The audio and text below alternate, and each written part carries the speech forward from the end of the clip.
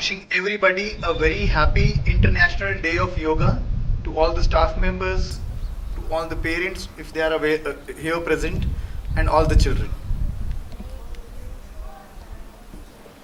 The way Sir said, yoga is a physical, mental and a spiritual exercise, isn't it? We all agree to it. When we do Padmasana and when we are not able to bend our legs, तो थोड़ा physical exertion होता है कि नहीं होता है? फिर जब हम कोई मंत्र को याद करते हैं, there's one more wrong belief which has come up कि yoga is connected with a particular religion. किसी एक पर्टिकुलर रिलीजियन के साथ योगा को जोड़ दिया गया है, जो कि एकदम गलत है. सिर्फ ये है कि जो मंत्र होते हैं वो संस्कृत में होते हैं, और संस्कृत में जो भी बातें बोली गई हैं वो अच्छी बातें बोली गई हैं, किसी धर्म विशेष के साथ कनेक्शन के बिना. तो जब हम कोई मंत्र बोलते हैं तो उसमें जो सारी अच्छी बातें हम सुनते हैं, और उन अच्छी बातों को सुनने के बाद हम उसको अपने जीवन में लाते हैं, तो ये थोड़ा मेंटल, थोड़ी बौद्धिक एक्सरसाइज हो जाती है. स्पिरिचुअल कब होता है?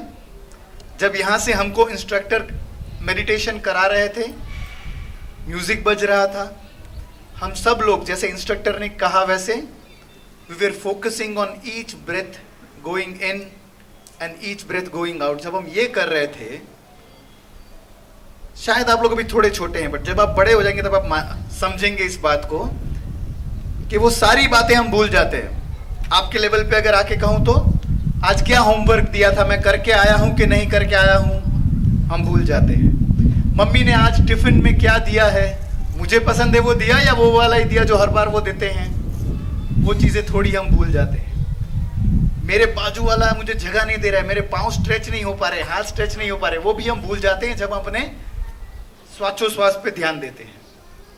वैसे ही जब हम बड़े होते हैं तो हम ये सारी बातें, दुनिया की जो सारी बातें जो हमारे माइंड को, हमारे हृदय को पॉल्यूट करती है,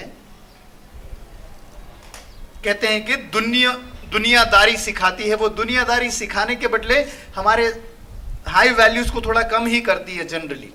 तो उन दुनियादारी से सारा हमारा रिश्ता नाता तोड़ के एक परम तत्व, कोई एक डिवाइन फोर्स के साथ हमको कनेक्ट करती है. So that is where it comes कि इट बिकम्स स्पिरिचुअल. अब ये थोड़ी बड़ी बड़ी बातें हैं, थोड़ा अभी आप लोग छोटे हो तो मैं आपके लेवल पे बात करता हूं.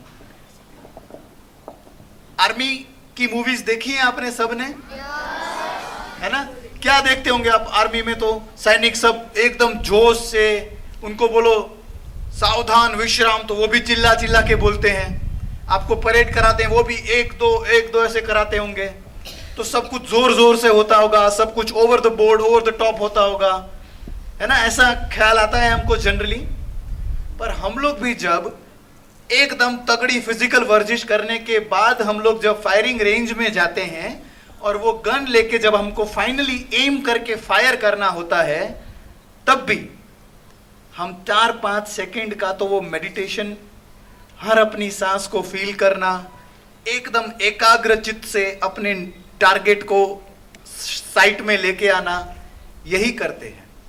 तो वो सारी बातें जो आपको लगता है कि जोश होता होगा, उत्साह होता होगा, फिजिकल स्ट्रेन होता होगा, उसका भी जो कल्मिनेशन पॉइंट है, उसका जो निचोड़ है, उसका जो फाइनल रिजल्ट आने वाला होता है, उससे पहले भी हम ऐसा योग जैसा ही कुछ करते हैं.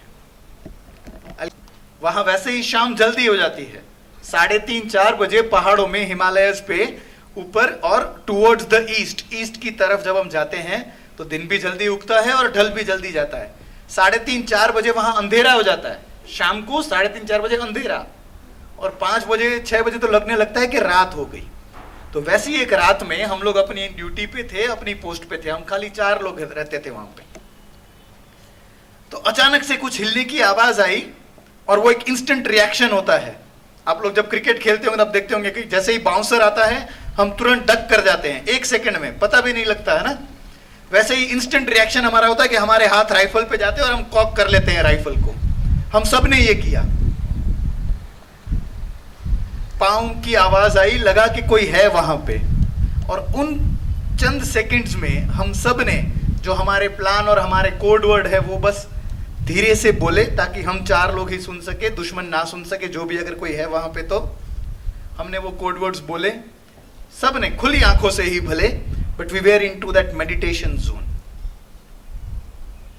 कि हम क्या करेंगे।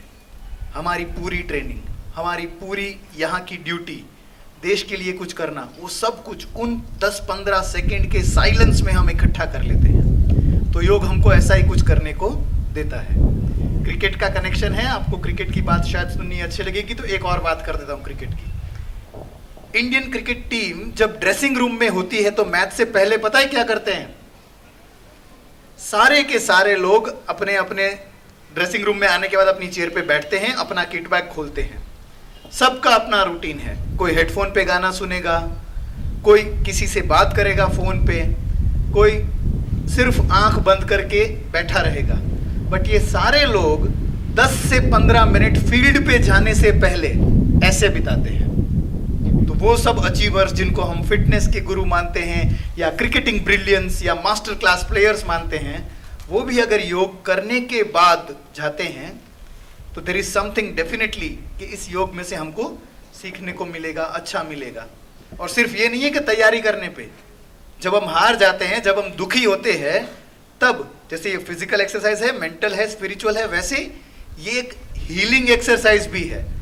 જીનિયસ સ્કૂલના પ્રાંગણમાં આજે ઇન્ટરનેશનલ ડે ઓફ યોગાના દિવસે જ્યારે આવવાનું થાય ત્યારે યોગ વિશે કેટલી આપણી ભાવનાઓ હોય છે અને આપણે વધુ શુદ્ધિકરણ કરી શકીએ છીએ, નંબર 1। અને એથી પણ વધારે આ બાળકો, આ ભૂલકાઓ જે આપણને યોગમાં રહેલી શાલીનતા, યોગમાં રહેલી શાંતિ અને એને કારણે અર્જિત થતું શારીરિક બળ, માનસિક શક્તિ અને સ્પિરિચ્યુઅલ સ્ટ્રેન્થનો સંદેશ જાણે બાળકો આપણને આપતા હોય એવું લાગે અને બહુ બ્લેસ્ડ અને ગૌરવાન્વિત હું ફીલ કરું છું જીનિયસ સ્કૂલના પ્રાંગણમાં આજના દિવસે આવીને। સર, આજના યંગસ્ટર્સને યોગ દિવસને લઈ આપણો શું સંદેશ રહેશે?